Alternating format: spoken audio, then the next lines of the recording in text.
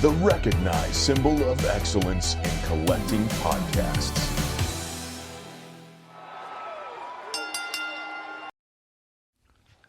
What's up, guys? Welcome to Mighty Champions Action Figure Radio. This is a show where we talk about action figures, toys, collectibles, and all that sort of thing. So if that's what you like, you are in the right place. My name is John Sargent. And my name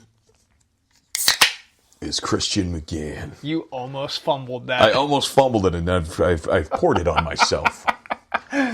Amazing. We're off to a hot start. This is going to be a banger episode. We are going to talk about modern Marvel Legends, the good, the bad, and the ugly. We always got your figure news of the week. And then we're going to get into turtle economics. Ooh, I like that. Yeah, more to be explained later. If you have been listening to the show, you like what we do, we would love it if you could leave us a review on Apple or Spotify. That would mean the world to us. I just got us into iHeartRadio.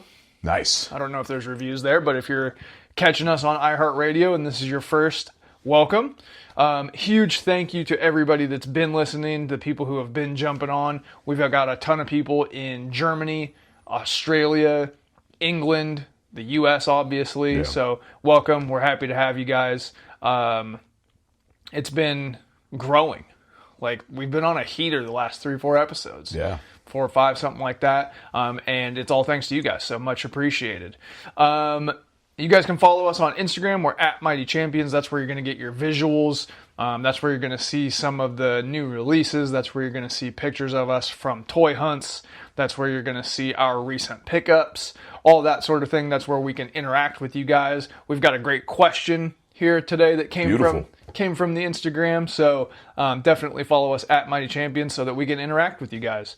All right, that pretty much gets all that stuff out of the way. You had a fill-in for me last week. Yes. We haven't really had a chance to talk toys all too much, or really life, because things have been insane for me. I know you've been busy with baseball. How you been? Pretty good, man. Yeah, it was a good last conversation with Chase. He kind of stood the test of toy knowledge and he was nostalgia. He is a toy soldier for sure. For sure, man. So really good. I mean, obviously he's a bandmate, which makes it even more enjoyable for me. A little follow-up on last week's episode about Dick Tracy. Yes. You guys had a little conversation about Dick Tracy and No Face. Because he said he watched Dick Tracy and The Rocketeer in the same day? Or The Spirit? The same summer, I think, or like the same... I think he said he watched The Spirit and Dick Tracy in the same day. That sounds like it lines up. Yeah. Those things feel like they were all... Like the Slurpee cups were all at 7-Eleven at the same time. But he had said something about being traumatized by No Face. And then you guys kind of like didn't really have memory of the toys. So, No Face is very significant because the No Face toy reveals that Madonna's character was No Face the entire time, and the toy was released before the movie and spoiled the main twist of the movie. Wow. So, might need to go onto our letterbox list. Like, that's pretty significant. Yeah, that's actually really funny. That's pretty significant. Really, all that I remember from that movie, because I remember I used to love, I would love to watch it, was the kid in the movie. He was like, when do we eat? Yeah, you always wanted to eat. Yeah. When do we eat? That's the only thing I remember for that. Yeah. He's just like me. Yeah. Yeah, exactly. But no, it was a good time. And then, man, so been baseball heavy this week. Today, literally finished the game about, I don't even know, probably not even 2 hours ago. So for those of you, if you're new, if you're tuning in to this for the first time, that I play on a baseball team here in Austin. If you're wondering why Christian's custom figure on the cover art of the podcast is holding a baseball bat. There you go. And I do look like that in real life, so same everything. But no, man, so today was the first game with the Parakeets. And it's men's league for anybody who's out there wondering if it's professional. Yeah, man. And today was interesting because I had spent the last 16-ish weeks of just like the hardest training of my life. And we'll dive in, obviously, because you and I have been basically like working hand in hand in our own in our own path, similar paths of just like physical self-improvement, but just like pushing yourself to that kind of upper limit. And it's been really incredible. And so it was sort of just like, okay, you've been putting all this work in, you feel it work out, obviously a lot of ups and downs in betwixt that time. So going into the first game, it was like, okay, like obviously there's massive expectation on my shoulder just for myself, stepping up there or whatever. And so, get there. We're playing a team. We played them once last year. They had pretty good pitching. Guys, like every pitcher is pretty good. Usually it's like the first pitcher, you're going to be throwing something. You're going to put the best guy first, right? Same way they do it in the big leagues. Then you're going to get the guys that are kind of like the relief kind of vibes or whatever. In this league in particular, I mean, you can face a dude throwing 80 something maybe, which is like relatively fast. And then you might face a guy throwing like 62. And then it's just like the massive adjustment, Mm-hmm. But yeah, man. So get there and warming up, feeling pretty good. It's kind of like pretty laxed. I was like worried because I had I was kind of telling you that calf injury or whatever it was just from walking. And I realized, holy crap, like I've been training for 16 weeks straight, being in a calorie deficit.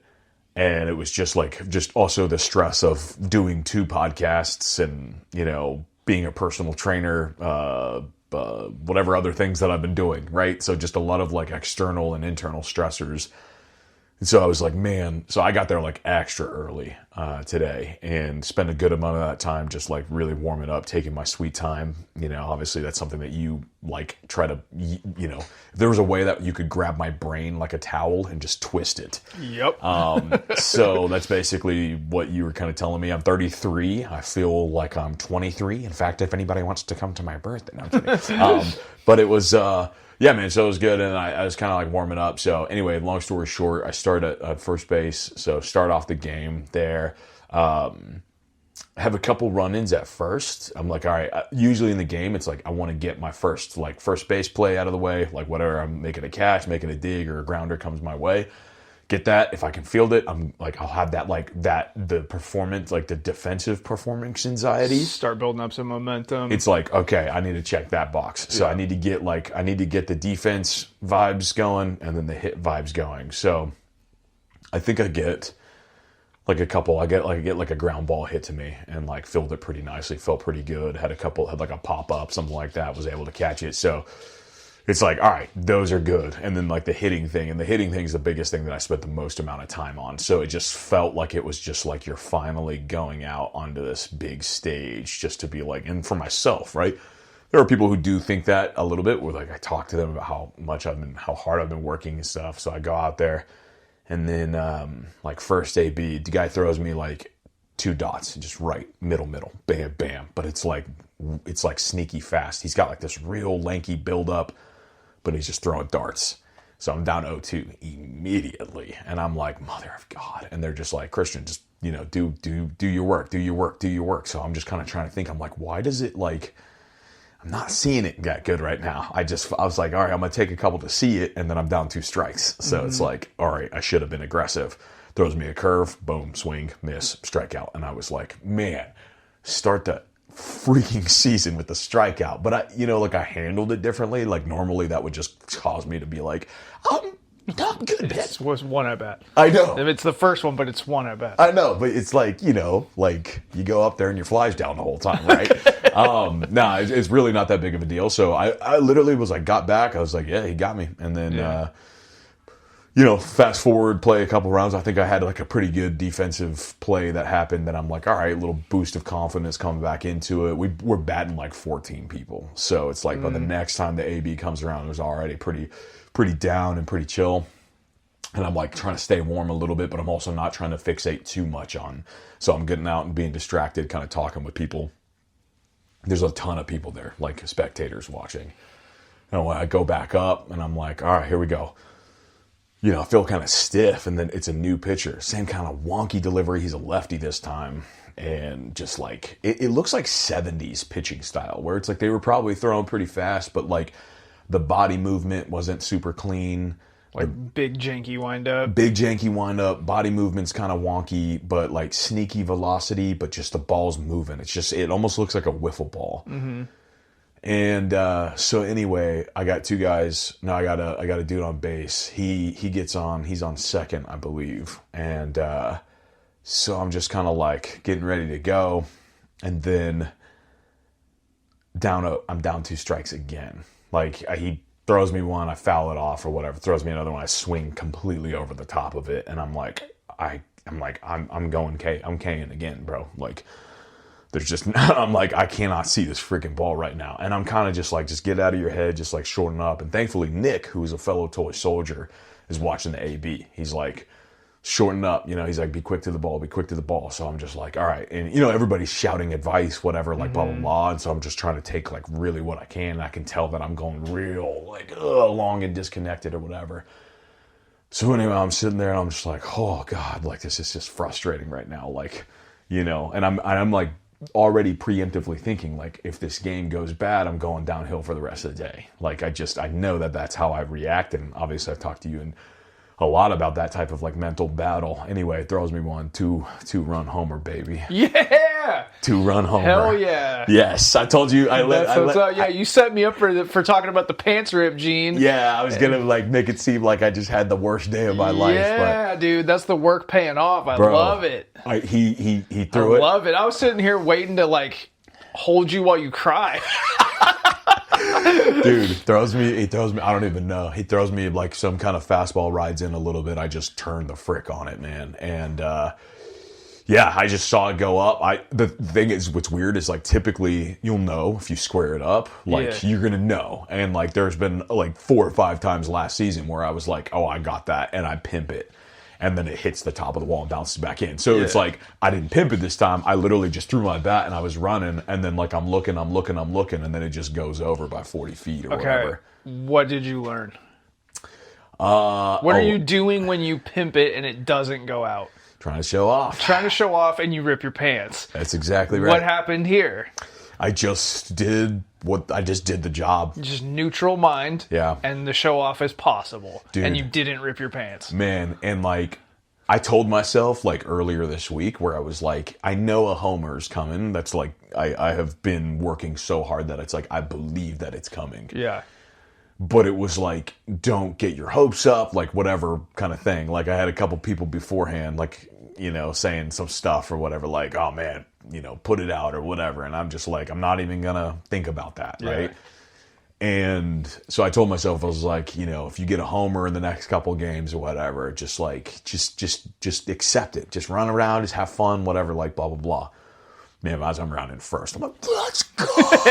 I'm yelling. Yeah, after it's over, show off all you want. Bro, I'm yelling on the things. I was like, I worked so hard for this. I worked so hard for that. The other team's like dapping me up or whatever and be like, good job, man, good job, whatever. I come back and like the whole team's meeting me at the plate and it's just like high fives, man. And it was really incredible, dude. Like, so I go out and I'm like getting some hugs and a lot of people just like who know that like it's like I pour everything into this and like pour everything into trying to getting better. And, they're all like, dude, I'm so proud of you. Like it's there, and like I'm hugging, fellow toy soldier Nick, dude, I'm tearing up because I'm like, 16 weeks of effort. 16 weeks. I told you a couple weeks ago where I said, man, like if I just get the first one out of the way, then I can just breathe. Then you can breathe and cruise. And I can just sleep with both eyes closed. Yeah. And it was great, man. I went back up like third AB. We had a lot of guys today, so didn't really get a ton of. I mean, 3 ABs is pretty good, but yeah, I went back up. Kate again, didn't care. Yeah, that's fine. Yeah, one for 3 with the bomb. I'm like, bro, I literally when I was done, I was like, I'm good. I don't need to play. Every single day was like that. Yeah, I was like, hitting dude, 300. Yeah. I was like, hey, I was like, I don't mind going home right now. Like, I can be done for the day. I don't even need to hit anymore, man. But it was really cool. Had a lot of like people I didn't know, like obviously like spectators and stuff like that, like really coming up and being like, man, that was awesome. Like, kind of just getting to talk a little bit more in detail about just, like why it was so meaningful, why I'm screaming so loud, why I'm throwing my helmet when I come out, why I'm tearing up at the fact that I'm hugging, like my boys that have just kind of been there in that space. So yeah, man, needless to say, like an amazing way to start the season. And, my expectation, I feel like just from like what I've learned over this is just like, hey, you went and did the thing, like you caught a couple Ks, but you got a homer, you got some defensive plays, and it's just like, all right, go on. You go 0 for 5 the next game. Like, that's fine. Like, And the metaphors for life in general, hard work does pay off. Mm-hmm. And if you're trying to show off, you will rip your pants. And if you stay neutral, you will show off. Mm-hmm. Right? Like if you've put in the work. A literal advice that I took from you that I implemented. And and yes, there is like a version where it probably was why it, even one of the guys on the other team, he was like, so before that, it was a jam shot. Off the hands. Yeah. And it went like 30 to 40 feet over the fence. Like, nice. So that in and of itself was like really, really encouraging. And before the game, I had taken some on-field BP. And, dude, I hit one like, I was like, kind of looked at the guy throwing me BP. I'm like, that. And he was like, that was really far. And I was like, and so anyway, whenever I was going to get those balls from behind the fence, a couple of other guys from the other team were like, was that you going over there grabbing those homer balls? Yeah. They're like, well, that's encouraging, like on their end. So no, it was really good, man. But yeah, I don't even know how to describe my week, honestly. I'll say physically intense. Baptism by fire. Yeah. So for those of you just joining the show, the reason that Christian has a bat in his on the cover of the podcast is because he plays baseball. The reason I'm wearing a headband and a martial arts belt is because I do martial arts. And then the gloves also. Yeah. So we had this big camp this last weekend, which is why I missed the last episode. I was not filming an Ernest movie. Ernest Reborn. Training for the Ernest movie. I was filming Mortal Kombat. I did say that. Did you hear me say it in the podcast? So what it is basically is like a conference, right? Like your work has a conference or something like that. And it's 3 days. It's 7 hours each day. And it's every hour on the hour you change topics.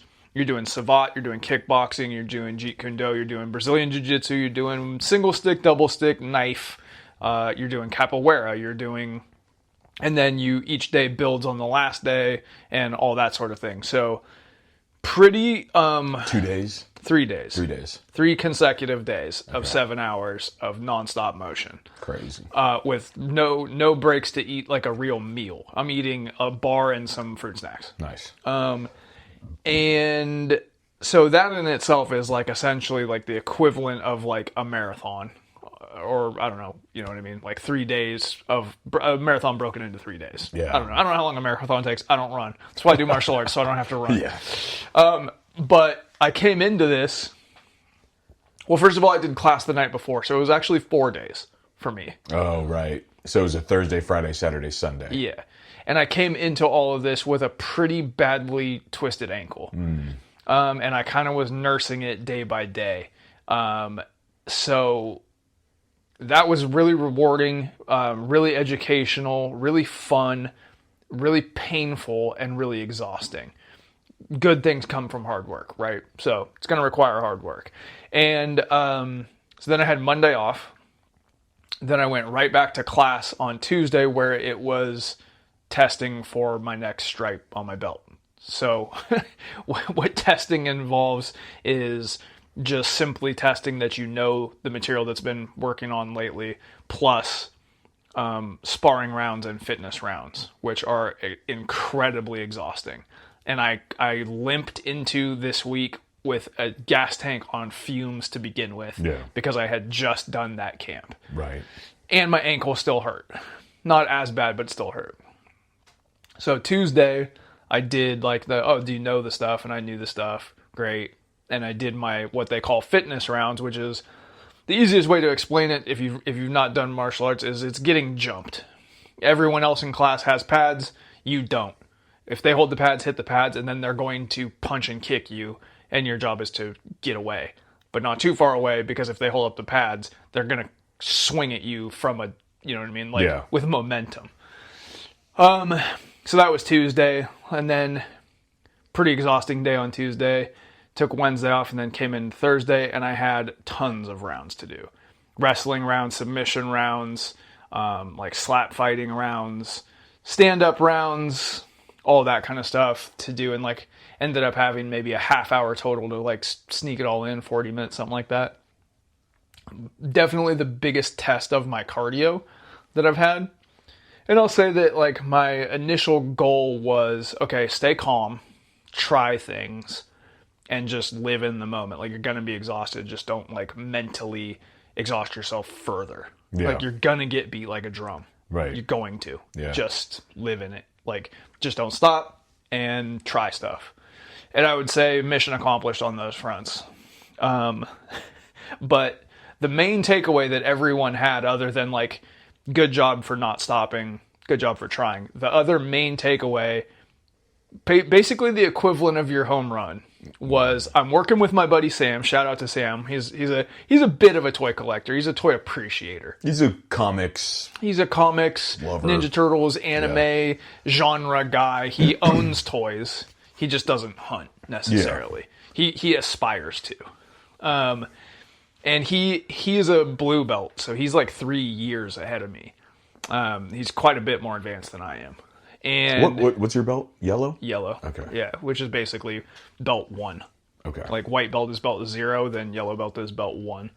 And him and I had been at Southwest Camp working together on one of the days, and one of the things we were working on was triangle chokes.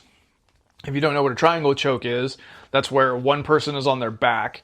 They basically swing their legs around the neck of the person on top of them with their arm trapped inside, and figure four their legs and squeeze, and it's a blood and air choke, and then that person passes out relatively quickly. So I had a hunch that he might try that. And I come from a professional wrestling background, so I thought to myself, if he tries to do that, I'm going to powerbomb him. Frick yeah. And he tried to do it, and I powerbombed him. Frick yeah. And he like, you said it's on a second floor, right? It's a second floor above a grocery store. So they just heard... And everyone was kind of concerned, though, not concerned, like jokingly, like, yeah. I bet the people in the grocery store were just like, what the hell was that? Yeah. But yeah, I just like planted my feet and lifted him up off the ground and then like slammed him back down. I lifted him up like 4 or 5 inches. I didn't do a full-blown WWE Wardlow powerbomb through a table. Yeah, had it been a real fight, you probably would have body slammed. Yeah, I would have gotten him up as high as I could and down as hard as I could. But he's my friend. He wasn't trying to hurt me. I'm not trying to hurt him. But I did want to say I powerbombed him. Yeah. And it was all anybody could talk about afterwards. Like, even to the point where the next day, I'm working out with Danny, one of the black belts there. He comes in, he goes, I heard you powerbombed Sam. I was like, oh yeah? Word spreads fast, I guess. See, that's so sick, because it's like you're taking things that they do in like you said it yesterday. It's like people say, okay, like wrestling is fake or whatever. It's like you still have to do the thing. Like they still have to pick the guy above his head. Like it's like they just do it stylized or whatever. Yeah, like, and or both people have to be in. It's called martial arts because you can make it what you want to make it, right? There's a science and there's an art. Right. And I'm learning the science, but I'm going to apply my art, and my art is wrestling. And obviously I'm not going to put a figure 4 leg lock on somebody. That's BS. Okay. But you could pick somebody up and slam them back down. Yeah. You know what I mean? Like you could do that. And I'm strong, so I can lift up human beings. That's sick. So that was awesome. I did end up getting my stripes, which makes it all worth it. Same thing, I got super emotional, partly because of exhaustion, partly because pretty much every time I get stripes, it's like, man, I did it. Yeah. Like, it is, I don't go into it thinking, I don't know if I can do this, but while it's happening, I'm like, man, I don't know if I'm gonna make it.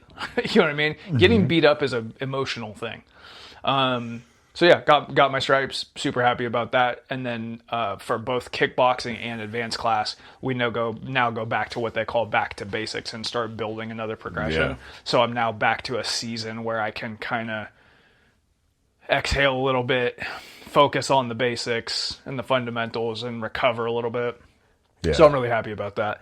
I think it's like the other thing that's why it's so important to the both of us for like this stuff is like, well, one, obviously, you know, John owns a gym. I work at the gym as a trainer. You were a trainer for a decade. I've been a trainer for almost a decade. And it's like, so we see what it looks like if you stick with it. Yeah. You know? And it's like, usually in those moments like that, where you're just sitting there, you know, absorbing the blows of many humans, and it's like, God dang it, man, like, can I do this? Yeah. You know? And it's like, that right there is probably, like, that's where it matters most, you know? And I also know that by design, what I'm doing continuously gets harder every day that goes by. Mm-hmm. And so it's not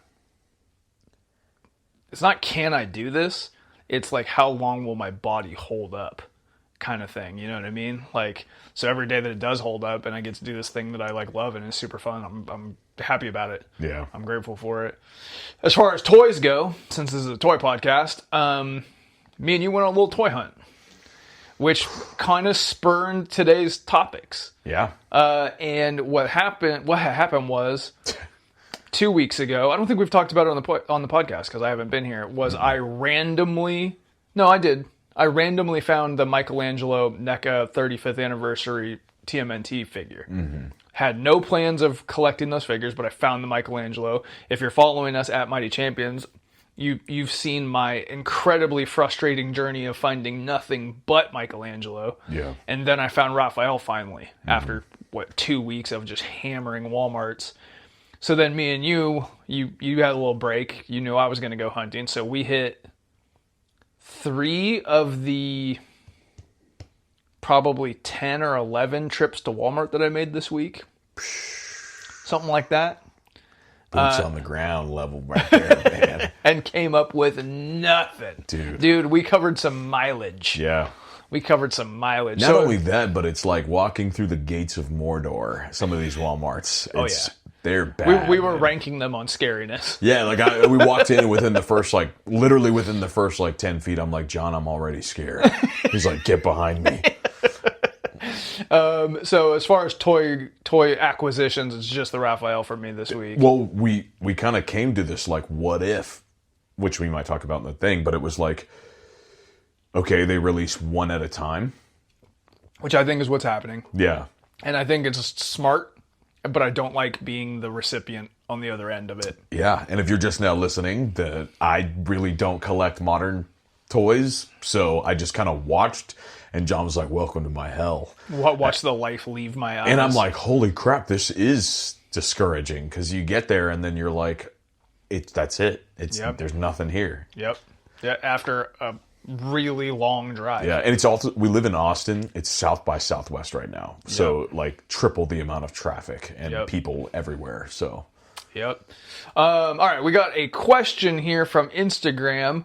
You guys can drop your questions at Mighty Champions. We'd love to hear from you. This one comes from Boxy Brown 239, a loyal toy soldier, friend of the show. He wants to know, is there a toy you didn't know the name of until Google Lens? For me, it's Flying Termites by Mel Apple. Crazy. I've never heard of I never heard of it either. I'm actually going to look it up really quick. So if you want. So I wouldn't say that Google Lens necessarily is the reason that I've remembered figures, although that is a great source. Yeah. I've used it for reselling a lot to really zero in on specifically exactly what this figure is. Flying Termite? What is it? Flying Termites is what he said. But there are definitely figures that I didn't know the name of and then learned the name of, as an adult, or even really honestly because of the podcast. But I actually had, one this yesterday. My God. You looking at Flying Termites? Let me see. Well, first of all, I had to put toys because apparently it's an actual thing. But what even are those things? Those look super familiar. Oh, no, you know why? They look like bad guys from Ninja Turtles to me. They look like the Rock Soldiers, kind of. Flying Termites. But I had a toy that I didn't know the name of that I learned the name of yesterday. Whoa. So I'm training my buddy Danny, and he's a big cartoons and the same kind of stuff that we are guy. Cool. And he goes, "Do you know about Ronin Warriors?" And I was like, "No, what is that?" And he was like, "Well, it's pre Power Rangers, and it's that same take something that already exists in Japan and overdub it. And it's these 5 teens that are imbued with the spirits of these Ronin spirits, and then they fight like a big bad of the week. And I was like, that sounds sick. Are there toys? And he was like, yeah, there's toys. And then when we were done with our session, we went and looked up the toys, and Playmates made the US ones. And I was like, I've seen these. What is it called? Ronin Warriors. And it's basically like, it's kind of Voltron-y. I think when I was a kid, I thought that it was Voltron. Like an offshoot of Voltron, or like season 11 of Voltron or something like that. You know what I'm saying? Because it's like different primary color wearing teens in super cool samurai armor. Because in Japan it was called Samurai Warriors. Or Samurai Troopers, I mean. Wow, I have never seen these before. They're cool, right? They're sick. Yeah, like, so that was one recently for me that I was like, I remember these toys. Yeah. And I think when I was a kid, I wrote them off because I was like, oh, because we talk about this all the time. Eventually, your favorite cartoons just change. They just shift to something that you go, nah, that's not me. And I thought these were Voltron, and I just wasn't interested. Wild. I watched an episode of it this morning. It rules. Awesome. It's so cool. YouTube or? YouTube, yeah. That's amazing. Yeah, I literally have an answer to this because this happened. Actually, it's happened quite a bit. I think because, usually on Saturdays after I leave here, I'll go to the thrift store with my girlfriend, and I'll always find something. So it's like a streak that I want to keep going. But so finding things like that at the thrift store where you're like, this looks like something, let me just try to figure out what it is. But specifically, a couple of years ago, actually, going to Fort Worth, Texas. I think it was Denton, Texas, actually. We were playing a show out there with the band, and we stopped at a movie trading company, which is like a vintage stock. That's like I guess they probably changed the name to that.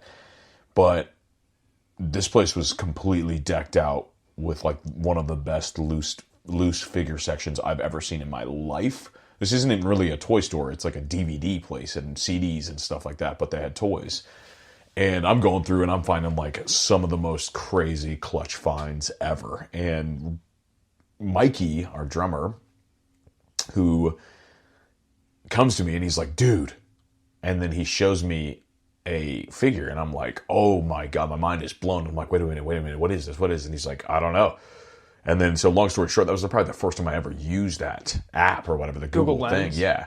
And take a photo of it, and it was Mystic Knights. Oh, yeah. Turn on Nog, or whatever they're called. Yeah. And that was like a big thing that just like opened my brain up, and I was like, wait a minute. And I've told the story so many times of just like how I found that and how I actually planned for that to be like an on-deck collection. But yeah, it's kind of wild how it's like, where have I seen this before? And without that, we would never know. Man, if you grew up in an era where there was just like so much volume of things that were cool, there has to be, all of us have to have all these like closed doors in our mind that that's going to keep on happening. Right. So yeah, awesome question, Boxy Brown 239. Like keep them coming at Mighty Champions. Like this is one of my favorite things to do is like think about this kind of stuff. So big time. Yeah, much appreciated. All right, let's move on to modern Marvel Legends, the good, the bad, and the ugly. Streaming March 20th on Disney+. To me, my X-Men. Cyclops. Jean Grey. We'll always be family. Storm. I am lightning! Rogue. Heads up! Gambit. Too hot to handle. Jubilee. Beast. Welcome. And Wolverine. Scary enough, bub? They're all back in 10 new episodes. The X-Men are here to stay. Don't miss the all-new X-Men 97, only on Disney+. All right, so we spend, I would say, I haven't done the market research, but I would say we spend the majority of our time talking about older stuff. Yeah. For the most part. Yeah. And it kind of came to me that like I collect modern Marvel Legends hot and heavy. Yeah. And we don't really spend a great deal of time talking about them other than the news or comparing to Toy Biz or whatever. So I thought we would just kind of spend some time living in that modern Marvel Legend headspace. I looked up the true definition of where does vintage anything begin, and it's at 20 years. Hasbro Marvel Legends took over in 2006. So essentially, all Hasbro Marvel Legends are modern. Yeah. Maybe days and months and weeks might change that. I'm not trying to get that specific. Yeah. That's a topic for another episode. So we're talking basically Hasbro's run on Marvel Legends. Now that's a 20-year period, and things have changed a lot. Like, things have changed significantly. Articulation, design, paint apps, Build-A-Figure waves, character selection. There are specific looks that have been done 3 times, 4 times. Yep. You know what I mean? So there's a lot to cover in there. But basically, just kind of conversationally, you don't collect them. But I think you would even admit that's like on principle. It's more on principle, and I've told the story before, but at the time when buying like Marvel Legend, Toy Biz Marvel Legends, like at the store on the shelves or whatever, it was like I had disappeared for a little while, and I want to say it was because I started playing guitar, and I was like, kind of like Chase's story, where it's like music sort of kind of started taking that place, and some time had passed. And then for my birthday, because people knew I loved action figures, like I was a 15-year-old or whatever, some guy, he had bought me Hasbro Marvel Legends. And I remember seeing them and being like, oh, amazing or whatever, but I couldn't quite nail that they weren't the same. I was like, I didn't even know that they weren't Toy Biz. Right. And I was like, why does this look so weird? Why does the box look weird? And like the articulation is weird. The head's way smaller.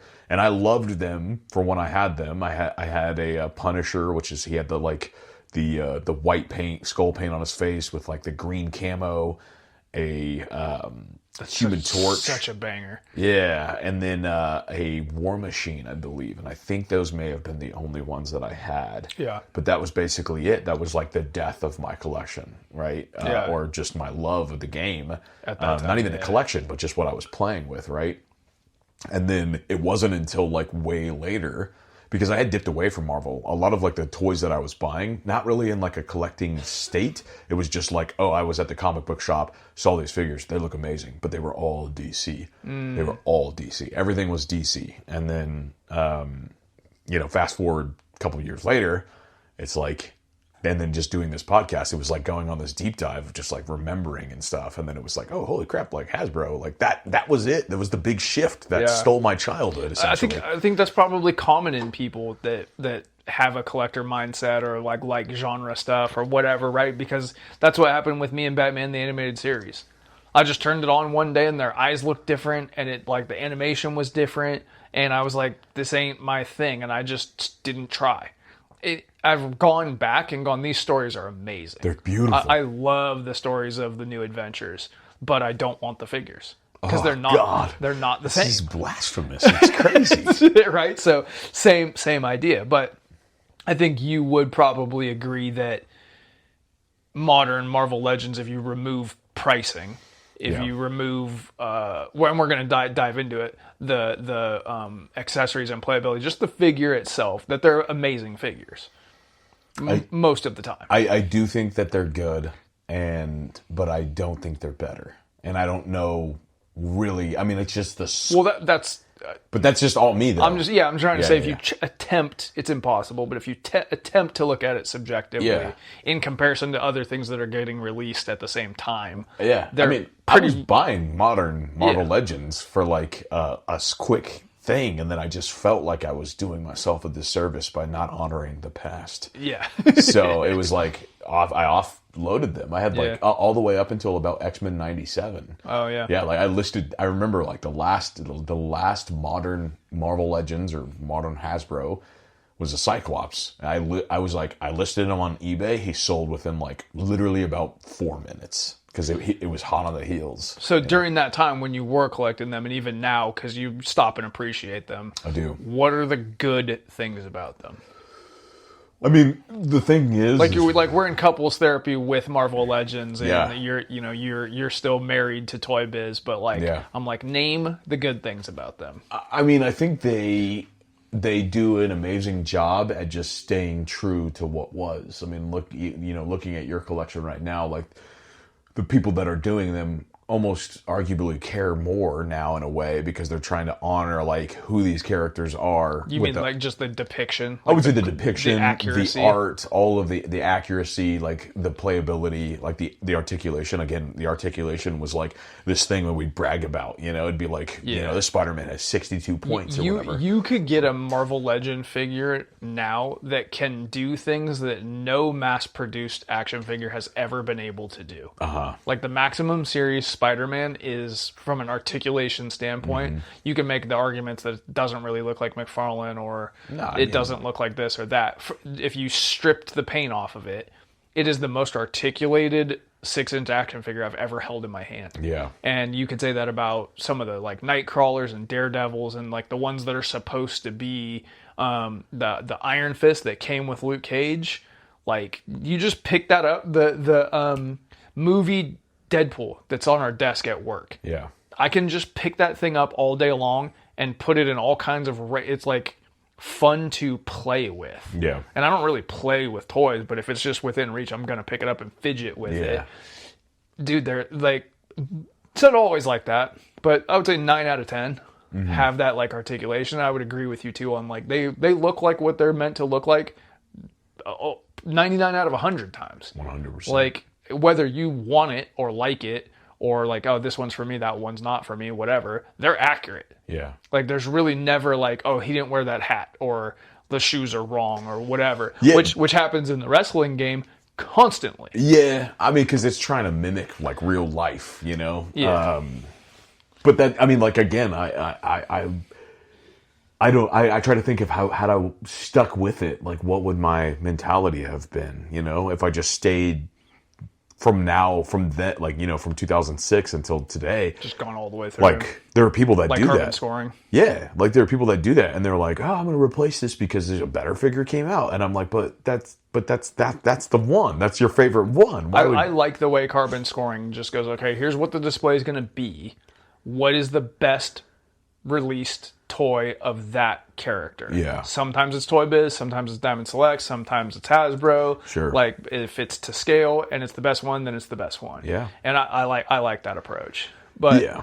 I also really, really appreciate Hasbro's character coverage.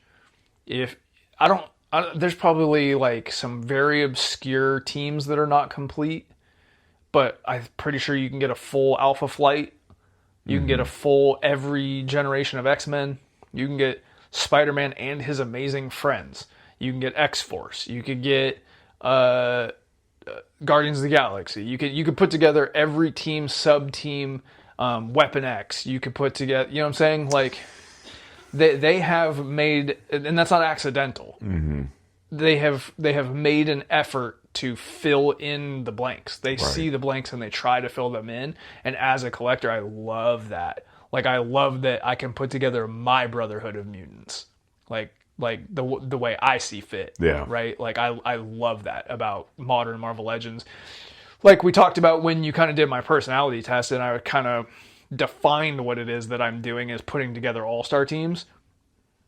Hasbro Marvel Legends allows me to do that. That's the fun of it. Yeah, you know, it's funny. I never really thought about that because I'm like, you could essentially, like, if you so desired to say, like, today I'm going to go buy, like, you know, I'm gonna build my Avengers, I'm going to build my X-Men, my Spider-Man. You could do almost all of that, right? Yeah, like, and pretty much any version. And any version of that. And even down to video games now, right? Yeah. You could do the video game version. You could do the X-Men arcade stand version of the X-Men, or you could do you're starting right now. You go, my X-Men is bald guy does drugs, writes awesome stories. Grant Morrison. Do the Grant Morrison X-Men. Well, they're coming out. Like, there you go. Wow. I love that you understood that description. Yeah. I don't know if he really does any drugs, but he's... I've heard him talk about... Yeah, he's probably freaking snorting, like, fire ants or something. I've heard him like talk that. about, like, acid and mushrooms and stuff to help him, like, right, yeah. Yeah, no, I mean, I actually think that, because I think about the effect that this podcast has had on certain people that are in our, like, sphere, or just listeners in general. And I think that the power of toys being like both you and I, right? Where it's like you talk about, I was watching Ethan Page's videos, wasn't super into the collecting component, but whatever, it just bought you into that. And then now it's everything, right? And it's like, if there was somebody that I know that was a massive comic book guy, fan, blah, blah, blah, maybe liked the toys when he was younger, but if he just decided one day, I want to just build my X-Men, I want to build my, my perfect version of the Fantastic Four. It's like, you have the opportunity to do that. And it's weird, but I think about it with Marvel Legends, like the Toy Biz, and they have like a very extensive run. And there's like the one-off side, subset lines, like the X-Men classics, Spider-Man classics, Fantastic Four classics, like more rare ones. So it's like I could, for the most part, do everything I need to do. But I mean, in reality, whatever Cyclops you want, you can get modern with the old OG days. Like they made, I want to say like, there's like other weird versions like Stealth Cyclops or whatever, but Phoenix. Yeah, like there's not a ton of them, or for me it would be the definitive, right? Because it's like I would only just do those. So that I actually can really get behind, especially again if somebody is being introduced into this stuff for the first time. And that lends itself to the way that I collect, right? So I really appreciate it. And another aspect that I think they're amazing at, none of that would be possible if it weren't for the consistency. They release on a schedule, like a metronome that never stops. Whether you want that release or not, they're in business. Yeah. You know what I'm saying? They're putting stuff out. And when they put that stuff out, it hits the shelf at Target and GameStop and Amazon and Big Bad Toy Store. And I get 5 emails at the exact same time from 5 online dealers telling me that Abomination is going up for pre-order. If you're missing Marvel Legends, brother, it's your fault. If you're missing WWE Monday Night Wars, it's a problem with the system. Yeah. You can't say that about Marvel Legends. They put them out. If you miss the release, now you got problems. That's on you. Well, it's like online, if you're just like, hey, I just want to, because you're very much like an online guy. I just get it where I can get it. Yeah. There's some stuff that I just bank on the new Iceman. That I'll find that in store sooner or later. You know what I mean? Like I don't need to, like the new Silver Surfer. I'll find that in store sooner or later. I don't need to pre-order it. But you'll see virtually everything in store if you're in stores. Or you'll see it online, you can just pre-order it, or it's just available to buy on Hasbro Pulse or Amazon or whatever, right? Or randomly pop up at a Ross sometimes. Or even the good ones. You know? Or it might drop to Ross. Like, so they've been consistent with good characters that are available. Yeah. You know what I mean? And I'm like, they do it better than anybody else when it comes to the economics, which we'll get to about Turtles, of how to manufacture and release. And that's why every time we've touched on the upcoming DC, I'm like, please copy Hasbro when it comes to the art of the release. Yeah. Because they do it better than everybody else. Yeah. Like, I swear to God they do. All right. What's bad about them, though? Because they're not perfect, that's for sure. No, nobody is. One of the things that I think we really agree on, because you come from the Toy Biz Marvel Legends era, and I come from the Toy Biz X-Men era, is that modern Hasbro Marvel Legends are lacking in accessories and playability. The figure itself, very articulated and very playable. But where's the chunk of awning that sticks to the wall? Where's the light post? Where's the trash can? Where's the dumpster? Where's the, like, okay, it's not a Build-A-Figure set, but if you get the whole wave, then you get all these, like, pieces to, like, where's the Sentinel hand? You know what I'm saying? Like, where's that playability? Yeah. That essentially is non-existent with Hasbro, which is a bummer. Yeah, I mean, just looking at, okay, they come with a comic book, right? Like the OG Toy Biz, it comes with a comic book. That is what got me into comic books. which is exactly what their intent was. We want to introduce, hey, this is the first appearance of Spider-Man. Also, here's the first issue of the first appearance of Spider-Man. Good luck, man. And it's just like, I read it and fell in love, and guess what? The ads changed my life forever because it was all other Toy Biz figures. But yeah, you're right. I mean, like, Captain America, the first release on the first, like, wave of Marvel Legends, comes with a tank, like a piece of a tank, right, where he sticks an American flag into it, and he can stand on it. The Thing comes with a wall that can come apart, but when you piece it together, it says Yancey Street Boys. Yeah. Like the attention to detail. Wolverine, the multifaceted Wolverine toys that come out, one of them comes with a bunch of like what are the blue guys? The Magneto? Oh god, they're like blue with the tan face, kind of like robotic type dudes. I can't remember what they're called. They're like little, like they look like putties. Kind of like that, Yeah, but yeah. like he comes on a version of those. There's another one, the brown suit Wolverine comes with a samurai, like a little samurai setup where like a guy's sitting there with a sword. And then, yeah, Punisher comes with, you know, like a broken down kind of alleyway or whatever. Like all of that stuff is so amazing. They were like, oh, this is exactly what the setting would be like. And yeah, you could answer to that and just say like, this the reason why they went freaking windowless, right? Because we want to cut back on plastic because that's what we should do right now. And everybody was like, that's not cool. Well, yeah, you could say cutting back on plastic. You could say the cost of shipping and the weight. And you could say that PVC is more expensive in general than it used to be. Okay, well, to that I would say, did you look at the upcoming Mattel DC figures, the kids line, the basic line? Oh, because we looked at the picture of Superman. We're like, it's an okay Superman. Then they went, yeah, but it's Superman that also comes with a metal beam that he can twist and this thing that goes over his chest. And Batman has a Batmobile where Robin's motorcycle slips inside of it. Oh, you mean playability and more plastic to have fun, right? So if they can do it, anybody can do it. Yeah. And Hasbro's just choosing not to do it. Yeah, you know, I don't really understand that, actually. I mean, I think maybe they found themselves in, I mean, I wouldn't even say it's a photography type thing, but they just were like, okay, maybe hands sell better, heads sell better. I can't imagine that hands and heads are adding a lot of price for them or price for shipping or weight or anything. You know what I'm saying?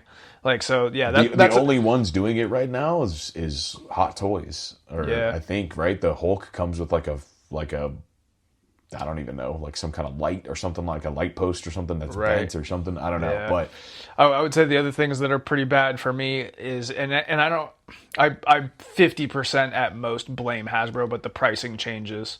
You know what I mean? Life is just getting more expensive, and they're adjusting to that. Right. I don't think that they're being overly greedy, but they're getting more expensive. That's true. And then the other thing is that they're starting to kind of have, I don't mind reuse in certain areas if it makes sense. You know what I mean? Reuse has always been a part of toys. Yeah. Always. Mego was doing it with the Incredible Hulk. Sure. Always. But some reuse, like that new Onslaught and things like that, is like, really? Like, oh, you used the old Iceman body where the calves don't line up for this figure or whatever, you know what I mean? Like, there's starting to be some habits that I'm like, I'm not down with that. Like, you can't be doing that. Okay, what is the ugly? I don't think there's a lot. I'll be really honest. I kind of racked my brain and I was like, there's not a lot about Marvel Legends that I think is like irredeemable. You know what I'm saying? Like, McFarlane's got some irredeemable habits. absolutely. Like, for sure. I don't think Hasbro Marvel Legends has a lot, but one thing I will say is, and irredeemable, even as I'm about to say it, I think is too strong of a word, is the Maximum series pricing and trying to market it to contend with like imports and Mondo, and it doesn't. You know what I mean? It doesn't. It's pretty much the same quality as the main line. Yeah. With like some extra hands and heads and webs. So the price point for what they're telling you you're getting does not line up. And it feels a little bit bait and switch. Like it kind of does. That to me is like the sort of thing that could turn people off from your product. I would say the closest thing that Hasbro has to OG modern Toy Biz would be the Maximum series, because that's kind of how the figures looked to an extent, like that they all were like that crazy level of They tried to articulation. really nail down the definitive version of a character. Yes, that's why it's was like called Marvel Legend. It's Right. the legendary version of that version, Yeah. right? And then the other thing would be like, and maybe that's their version of more plastic. Again, like they just throw in like unnecessary amounts of stuff and then like some detail or whatever. But yeah, I agree with you on that. The other thing to me that this is not even comparing to Toy Biz, but just comparing to the history of action figures, is the way that they do Build-A-Figure waves. Because they're not doing them as frequently as they used to. And when they do them, 4 of the characters you're not going to want. That's And that is blows my mind. That is infuriating. I don't understand the makeup of that. Yeah. I really don't. For me, oftentimes the Build-A-Figure I don't want. So it doesn't really affect me that much, but I pay attention to how they're approaching things, and I'm like, that's not cool. Like that's not a I don't want to buy who was it? The Blackheart wave. Mm-hmm. That, like, I can't remember who was in that wave, but there was like 3 characters where I was like, you gotta be kidding me. They were like, that wave in general was a Ross exclusive. Yeah. Like straight up Ross exclusive. It was like Aqua Lad or something like that, and I was like, no. Oh, it was like a version of Namor. Yeah. Like, I'm like, what? Yeah. Get out of here. Right. I mean, yeah, dude, it's like when they do a Build-A-Figure wave, it's like, okay, it's like that. I respected the fact that they're going kind of deep cuts on some characters, but you're right. It's like this character, this one that they've done, it's a repaint of that one. Then somebody you don't want, and then Wolverine. Yeah, it's almost always Wolverine. Yeah, because they know that it's like, oh, well, at least people want to be able to complete that. But it's like, why put a bad figure in there? Like, who wants that? Nobody wants that. I will say, though, just like to kind of summarize, I love Marvel Legends. I love the way that they go about things. I like the figures more than I don't like the figures. And I think that if you add up everything that we just kind of talked about in comparison to the other stuff that's on the pegs today, and on the pegs meaning modern and on the pegs meaning not an import, that they're doing it better than anybody else. Like, they're doing, like, as much as I collect wrestling figures, they do it better than Mattel does with the wrestling figures. Like, they're doing it. G.I. Joe's doing a pretty dang good job also. Yeah. But they're a little bit tough to find here and there. Like, a little bit, yeah. Like, not to disparage or knock down G.I. Joe, but Hasbro's doing it better.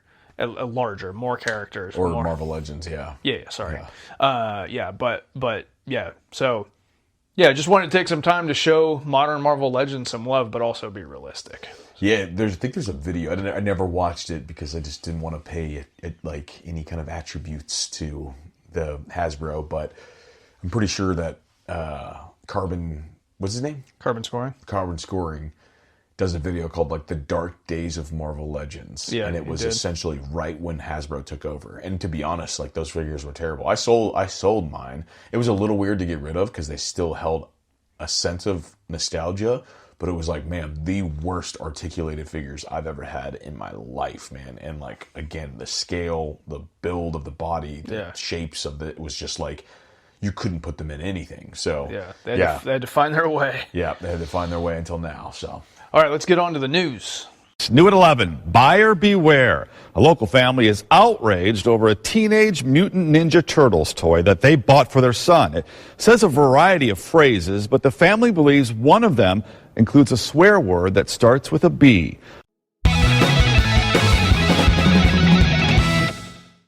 All right, it is a big news week, so we're going to kind of rapid fire through this. McFarlane had a live stream. I believe that's where this came from. Oh, okay. Because we were both like, what's going on? Why is there so many drops happening right now? Yeah. So McFarlane did a live stream and they revealed 397 figures. So I don't even know if I have them all. But first and foremost is a Page Puncher's Dark Knight Returns Batman. Looking at this again, if I wasn't already just like made up my mind that I'm out on McFarlane, I would be running to get this figure. Dude, you can hear Peter Weller's voice coming out of this figure. Yeah. Like, this is a perfect Dark Knight Returns Batman to me. The blue and gray, if you guys haven't seen it. They also showed off a Batman Deadman. Looks fine, means nothing to me. Yeah. I like Deadman. I like Batman. I don't really need them morphed into one. Yeah, that crossover means nothing. There is a Page Puncher's Lair Fleas. If I were collecting McFarlane's, I would be putting together the lanterns, and I would need Lair Fleas. It looks pretty dang good. Looks like the cover of the comic. There is a Page Puncher's Gangbuster. I don't know Gangbuster. Do you know Gangbuster? Yeah, he's like a deeper cut kind of character, but I mean, I like it. Does it look right? He's got nunchucks. Yeah. Yeah. He's got like goggles and like a SWAT helmet. Yeah. Looks good. Then there's a Page Puncher's Bronze Tiger. Is this like the WB Bronze Tiger? I mean, it could be. Is that what he looks like in the comics? I think he's a little bit more decked out, actually. Oh no, he's Michael Jai White in the show. Yeah, Arrow or whatever. So he's got like hair, but yeah. I don't really know a lot about Bronze Tiger either, but I do love the like claws and like the like leather jacket. It looks really cool. It looks like it's based on a movie, was why I'm asking, or like a real person. They showed a Page Puncher's Jack Knight Starman. You know Jack Knight Starman? I know that version of Starman. I think it looks exactly like the character, but I like the older OG kind of JSA Starman more. But we've got, is it OMAC or OMAC? It's OMAC. It's from Infinite Crisis, I believe. Okay. Yeah. Does it look good? Looks good to me. Okay. We've got Page Puncher's Robin. This is a dope Robin. It's beautiful. That's a good like one. the red and black with like the yellow on the inside of the cape. Yeah. This looks so good, dude. It almost got me. I was like, dang, man. Like, there's a version of me where if I was brainwashed where I could start fresh, like, yeah. I might actually. You pair this up with your perfect Batman. Yeah. You got something going right there. It doesn't show any accessories, but I wish it had a staff or something. I'm sure it'll come with the staff. They also showed off a 2-pack, which is Solar Recovery Suit Superman versus Mongol. This looks very good. Superman has like a bandolier kind of thing going on, and I'm not sure if that comes off. If I had it, I would try to get that off because it's covering the crest. Mongol looks great. Mongol looks good, man. It's weird because it doesn't. You know what's weird? Mongol looks like something Toy Biz would have made in 2000. It does. You know what I'm saying? You even said when these were dropping, these don't look like McFarlane figures. And you meant it as a compliment. Exactly. Like they do look kind of like a level up. And now that I've made the statement about how Mr. Turner from Boy Meets World looks like Black Suit Superman, can't get it out of my head. So, Mongol to be released with Mr. Turner. With Mr. Turner. There's a DC Multiverse Collector's Edition first appearance Supergirl. That's going to go for pre-order on the 18th of March. Looks god-awful. Like the pinned knees on the skin tone, the double butterfly joints at the shoulder. You can see every single joint in this figure, and her face looks like what was the comic strip in the newspaper, the Circus Family or whatever. Yeah, that's what she looks like to me. Mm-hmm. This figure sucks out loud. Just my opinion. Yeah. Then we've got the DC Multiverse Collector's Edition, Jack Nicholson Joker, also pre-orders on March 18th. This thing looks like a masterpiece.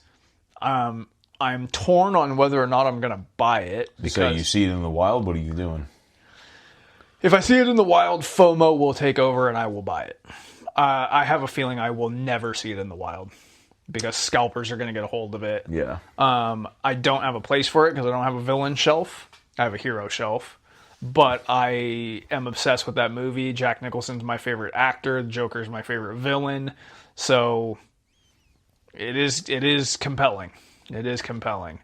There's a DC Multiverse Collector's Edition Lobo and his space dolphin.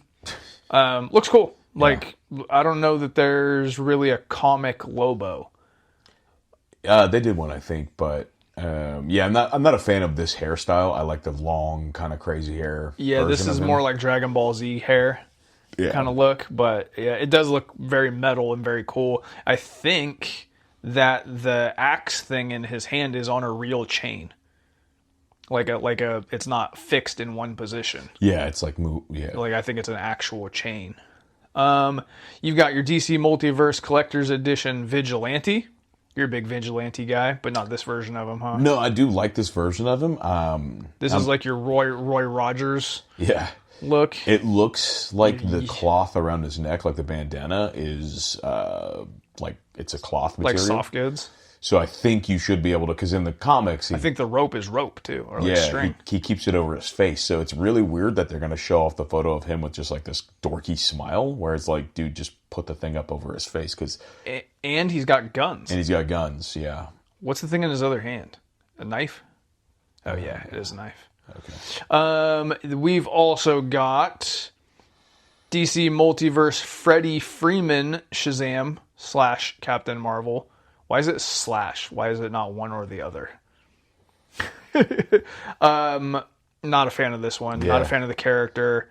The face looks terrible. The face looks terrible, but the sculpt isn't that bad. It looks different than McFarlane. The rest of the figure looks good. Like, yeah, it does kind of like the arms and the legs look not the face is kind of whack. But that crotch piece, that's the McFarlane. That's your signature, unmovable, gigantic McFarlane crotch piece. Yeah. We have Multiverse Black Canary, Collector's Edition, real fishnets, multiple faceplates. Pre-orders on March 18th. Looks cool. Yeah, not bad. I don't imagine those real fishnets that cover the articulation of the knees are going to last very long. We have I talked about this on the episode that you weren't here with Katie. They talked about this figure and I couldn't believe that it exists, and I still can't. The Brandon Routh Superman. It pre-orders soon, but just wait until you see it at Ross. I don't know. I've seen people be really fired up on that one. So really, I mean, again, man, yeah, cloth cape, but maroon cloth cape. This could have been somebody's first Superman, right? Yeah. It was 2000... Like 4 or 5. Something like that. Maybe 6. 2008 or something. I don't remember. But yeah, like that could be somebody's first Superman. And the one that is the most exciting to people that I've seen, I had multiple people send it to me, is the Batman animated series Clock King Wave. Yeah. Which is Clock King, Batman, Zatanna, Mad Hatter, and Joker. Beautiful. Like, they all look real good. I got nothing wrong with any of those. If I wasn't just collecting the Kenners, then I would probably be pursuing these. Yeah. Because they look great. Also, lastly, for the McFarlane live stream, they did show off a picture, like a grainy, distant picture of the next wave of Mortal Kombat classics. And just said, more coming soon. Gotcha. So, just confirmation that line didn't die already. Okay, I'm going to rapid fire through some of the wrestling reveals that happened this week as well. We got images of the Ultimate Hacksaw Jim Duggan. I think I need it. I think I have decided any WWE figure that represents one of the old school Hasbros, then I have to have it. Right? Ooh. Like, there's just something about it, and this Jim Duggan is the Jim Duggan that was a Hasbro figure. It comes with a t-shirt, 2 2x4s, and an American flag. Like, I have no idea what that looks like. That just sounds hilarious. Like, I just love that. We also got a look at the Monday Night Wars Hulk Hogan, which is from the debut of Nitro. This would have been the figure that would have come with the Nitro stage if it had gotten funded. So they've now released, I think, 4 out of the 5 figures that were supposed to come with that. So that stands to reason that the Scott Steiner, which I think is the outstanding one, will eventually get released also. They showed off the Monday Night Wars Bryan Adams, which is something I need badly for my NWO shelf. They showed off the Headbanger Thrasher in his kind of more goth face painty kind of look, and Headbanger Mosh in his like skirt and pink. These are essentially re-releases of the Headbangers that we already have with some slight differences. And that wave creates the Build-A-Figure Rick Rude that has a bearded head and a mustached head. So legendary thing that happened was when Raw and Nitro were running right against each other in the same time slot, they were always live, right? You had to be because you had a direct competitor. But because of basketball or the dog show or something like that would preempt them from time to time, they would record and go one live and one recorded. So there was 1 week where Rick Rude appeared on both Raw and Nitro at the same time because he had like jumped ship, and he had a beard in WWF and a mustache in WCW. So this figure comes with the 2 different head sculpts to kind of represent that event that took place. And he was NWO and DX in the same night. Pretty interesting stuff. Wow. They also showed us the Monday Night Wars Ultimate Cactus Jack. Another situation where my one and done rule has to be broken. I cannot live without this Ultimate Cactus Jack, even though I have a custom Cactus Jack and the Monday Night Wars Mankind. So kind of it's not one and done because I don't have a real Cactus Jack, but I do have Mankind. Oh, dude. No, come on. So I can justify it. Yeah. Staying in the wrestling space, but going over to Jazzwares, the youngest men alive, the Outrunners, their 2-pack went up for pre-order, so you can grab that at Jazzwares. I did. You should. If you're anything like me, and I know I am, you should run out and pre-order that immediately. They also showed the ROH Dalton Castle, who is currently teaming with the Outrunners, so if you want that trio, Dalton Castle is also rules. He's got like the huge jumpsuit with the pink, I don't know, wings or whatever you call it. Like, I'm glad Jazzwares is not dead. They make amazing figures. Okay, let's move over to NECA. Right now is Haulathon. Hey, Christian, what's Haulathon? I don't know. I don't know what Haulathon is either. I believe it's just another way of saying there are figures and they're for sale. Yeah, I mean, it sounds like it would be really fun and exciting, and then you like walk out, and then it's just like, yeah, where's everybody? Where's the balloons? Yeah, exactly. It's like, am I the only one here? Am I early? Where's the cake? But Target, right? Yeah, it's a Target Haulathon. Basically, what it means is a bunch of NECA stuff came out all at the same time. So the Usagi Yojimbo Ninja Turtle wave is starting to hit stores right now. The Horror Ultimates are starting to hit stores right now. I believe there's some Ninja Turtle cartoon wave stuff that got released with this. So if you're interested in those things, start hitting your targets. And then lastly, Mondo did a teaser for a Leonardo figure. Can't really tell what it looks like, but Mondo's going to hit a Leonardo figure. Do you have any news you need to talk about? Only one that I saw that I was like, wow, that's really, really good was the Hot Toys Silver Surfer. Oh, yeah. That thing is that one.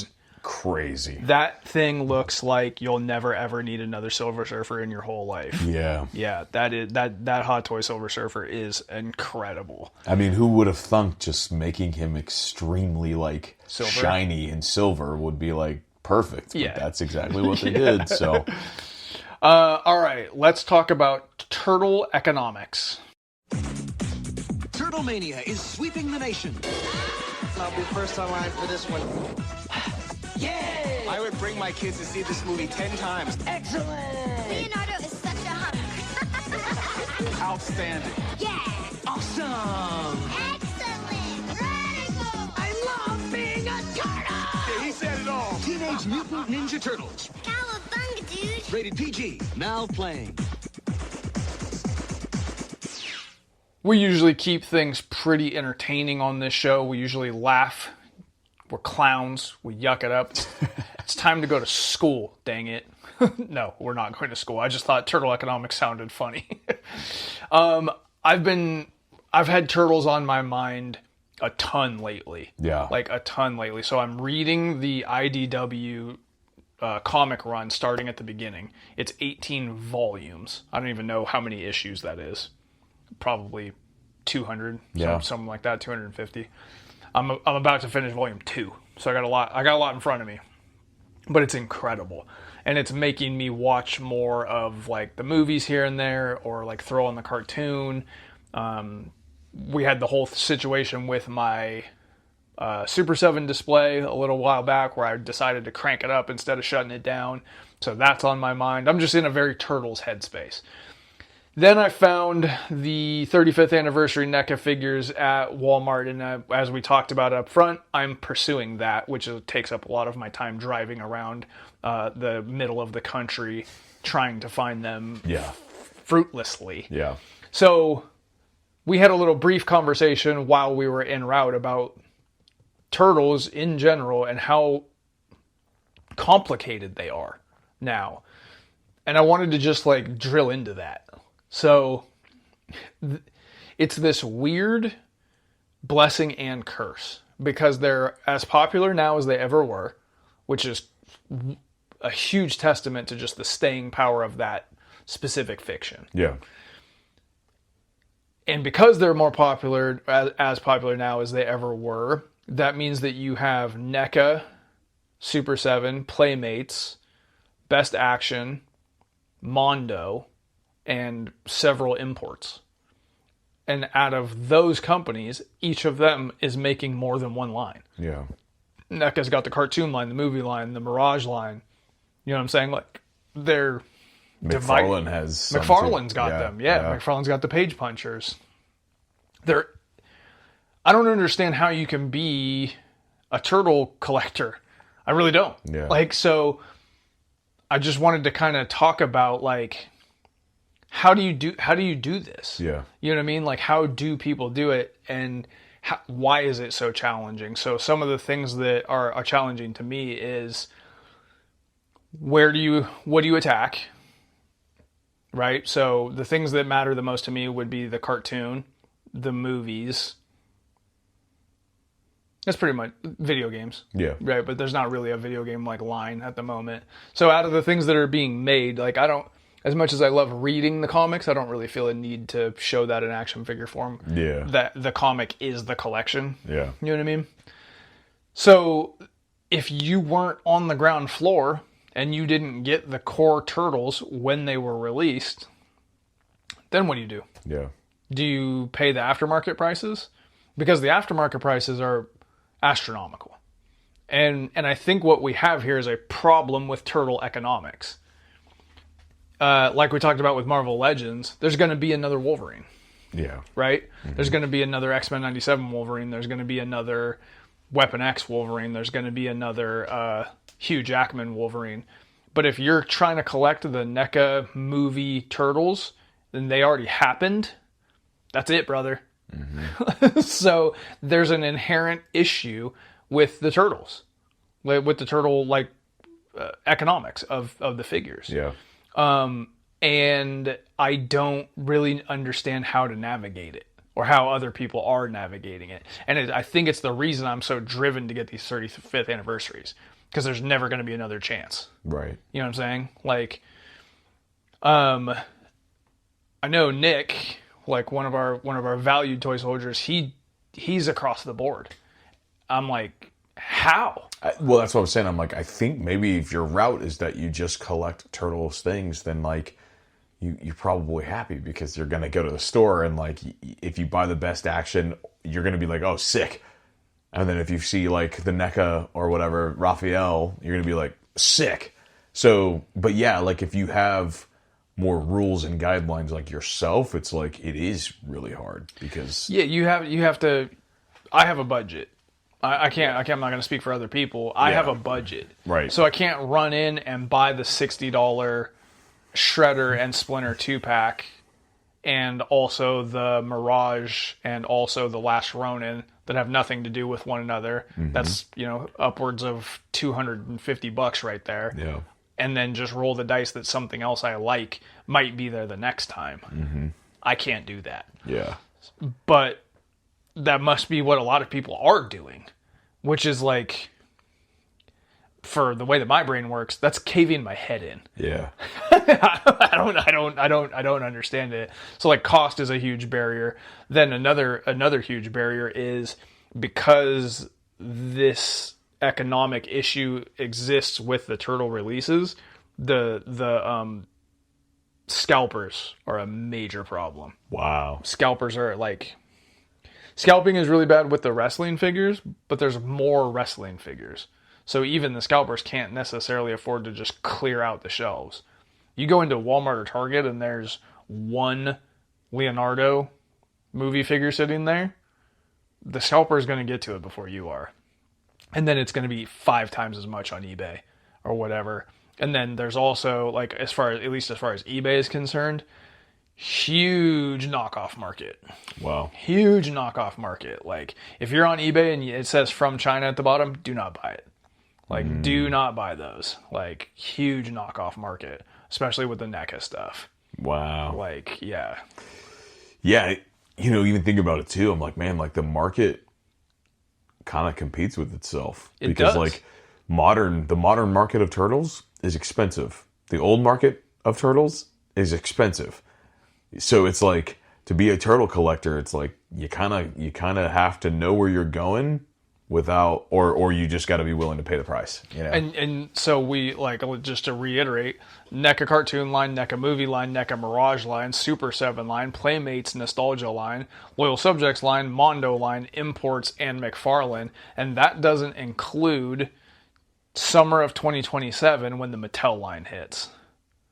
And I think what will happen, to your point, is a lot of people will jump in on the ground floor right there. Yeah. But we don't know what they're going to do. Is it going to be another case of, if you miss out on Leonardo, Raphael, Donatello, and Michelangelo, you're boned? Because you're not going to have a collection that has 3 or less turtles and a bunch of side characters. So will they release those as evergreen that are they just stay on the shelves? And then there's waves of side characters. Are they going to make up their own versions? Do they have the ability to do the cartoon and the movie and the comics? Because I don't think they will, right? Is it just the 80s cartoon like Playmates? I'm really... But what could be even different though? Like, it's like, that's what I don't understand. It's like, how do you make it different? How do you produce something? The Playmates figures don't look like the cartoon. They look like the old Playmates figures. They look like the figures that they made, right? So... But NECA makes ones that do look like the cartoon. Yeah. So yeah, I don't know what door they have to open that hasn't already been opened. And it's not my job to figure out. They get paid to do that. Yeah. So that's kind of where I'm at with it is, okay, I love the cartoon line from NECA, but I'm not going to pay for the 4 turtles. They're too expensive. I love the movie line, and I'm trying, but I don't have the utmost confidence that I'm going to succeed. So then my avenue is wait until summer of 2027 and just see what Mattel does and see if I can get in on the ground floor of that. Yeah. Right? And I think a lot of people are kind of in a similar boat. I bet there's a lot of people out there that have some sort of Ninja Turtle collection that has 3 or less of the Ninja Turtles. Like the 2 that I have sitting here. Yeah. That, and just like, I think Nick is a perfect example. Nick, I know you're going to be listening to this one. But, he has like multiple. I think he has different displays. Yeah. Like I think he attacks like 3, 4, 5 like versions. Yeah. Yeah. Honestly, it's like I've talked about how like I've wanted to get into the turtle game, and like with me, I love the idea of just stumbling on like a potentially like a vintage one where it's just like heavily played with, so it's not going to be that expensive, loose, maybe $10-15 or whatever, and it's just like, Donatello in a baseball uniform. It's like, that's perfect for me. That's the cool thing about the old school Playmates is that there's so many of those figures you could just jump in and do whatever you want to do. That's kind of my vibe. Yeah. It's like I love the old school ones that like look like that, and if they got quirky little outfits on, like a hockey player, baseball player, or like samurai or something like that, like ninja suit, whatever. Like that looks sick to me. I'd rather just have like a miscellaneous turtle shelf. You know what I'm saying? Yeah, I mean, as of right now, that's if you were to try to start today, right now, that would kind of be your only course of action. And I've said it before, where I was like, man, if I was going to start and I wanted to have that classic looking feel, but didn't want to spend the money on like, what the OG ones cost, like in box, that Playmates 6-pack or whatever, which is literally just all the turtles. Point. Shredder and Splinter. It's like I could literally just do that, and then just be done. I could all make the argument though, just playing devil's advocate, as an informed adult collector, I know that the Playmates license is going to end, and that's the end of that. Mm-hmm. So then I had it in my hand when we were standing in Target, and I was like, I would buy this right now, but I know it's not going anywhere after this. So why? Yeah. You know what I mean? So that's the way I view things. But I could, if somebody did buy it, I would be like, great, good for you. If it's your one and done, you're out. Yeah, all you need is those 6, then you're good to go. But I need a Casey Jones. Yeah, exactly. I need an April O'Neil, Baxter Stockman, a bunch of Mousers and some foot soldiers. You know what I'm saying? So like, yeah, I don't know. I just kind of wanted to vent about the complications and problems that is modern turtle collecting, and it's a weird because at large nothing is in more abundance. Yeah. But there's still a barrier for entry. Mm-hmm. It's a very strange thing. Like there's not anything else that's being produced by 11 companies like that. That's crazy. Like it's just like they've kind of tanked their own economy of what it is. Not tanked because it's making a lot of money. Yeah, but, yeah. Yeah, I don't know. I still can't really describe it, even as I'm sitting here talking about it.